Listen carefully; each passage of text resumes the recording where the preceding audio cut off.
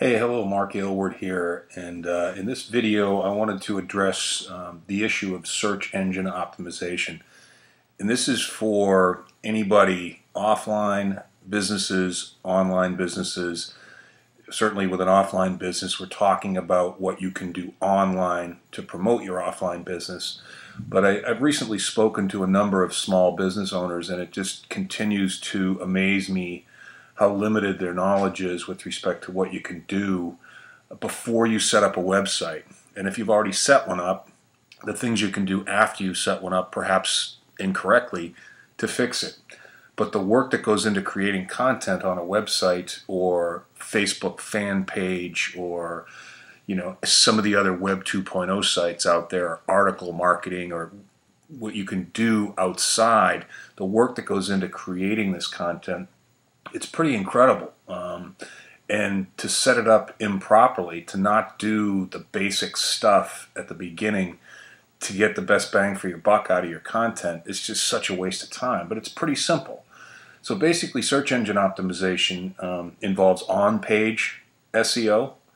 Search engine optimization is what SEO stands for, and off-page SEO.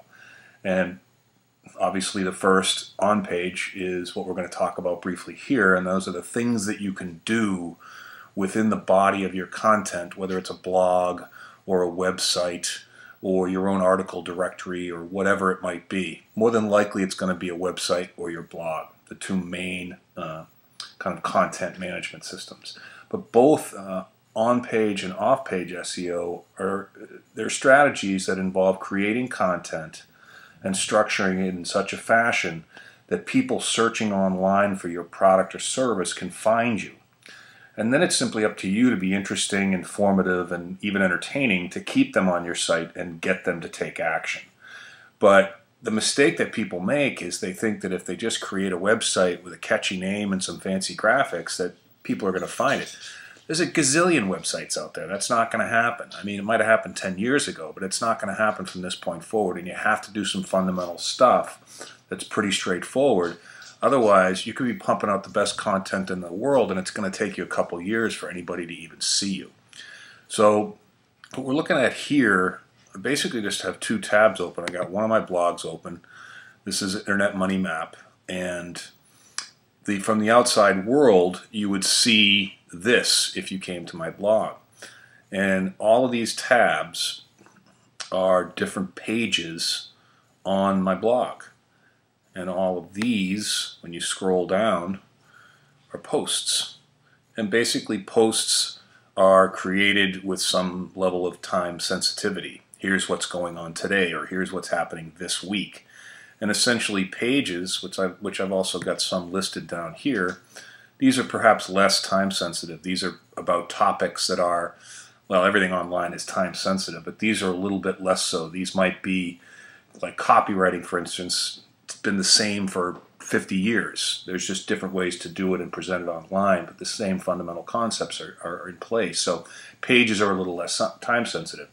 But the fact of the matter is, if we go to the dashboard, which is kind of the back end of this particular blog, you can see here there's posts and pages. And if you go into the posts, just for example, you'll get into a screen where you can edit this post. And I'll just open it up and show you what I mean. Inside a post, which is pretty much the same framework as a page, it's just handled a little bit differently. The first thing that you want to do in setting any content up on site is do keyword research. And this video is not about keyword research. That's a topic unto itself.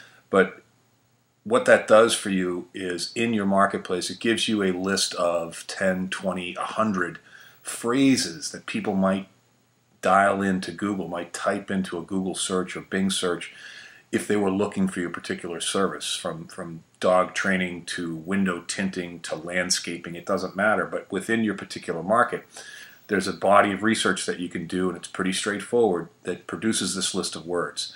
And it's not always the words that you would think would be the words. In other words, just because a word jumps into your mind or a phrase jumps into your mind about a particular market doesn't mean there's any value in that phrase. Maybe there is, maybe there isn't.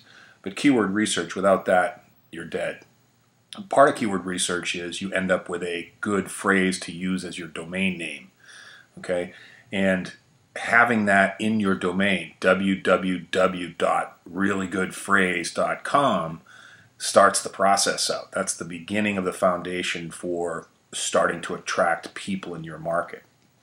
The other thing is the structure of your content. Just very briefly, you can see right here, I have the word marketing in this particular post. And all I've done is go up here to this little button and installed a link. Now, I don't know where this particular link goes, but it could go to one of my other pages on my own blog, or it could be a link to something that I thought was relevant about marketing somewhere else on the internet. One's internal, one's external. You need them both, okay?